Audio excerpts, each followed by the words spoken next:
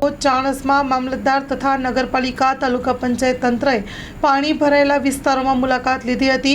ચાણસ્મા પંથકમાં 2 દિવસથી સતત વરસાદ વરસતા નીચાણવાળા વિસ્તારોમાં પાણી ભરાઈ જતા રહીશોને ભારે હાલાકીનો સામનો કરવો પડે છે અને આ અંગેનો અહેવાલ મીડિયામાં પ્રસિદ્ધ કરવામાં આવતા તાત્કાલિક અસરથી ચાણસ્મા મામલતદાર નગરપાલિકા તથા તાલુકા પંચાયતનું તંત્ર દ્વારા સ્થળ પર જ મુલાકાત લઈને પાણીનો નિકાલ કરવાની નગરપાલિકાને સૂચના આપવામાં આવી હતી।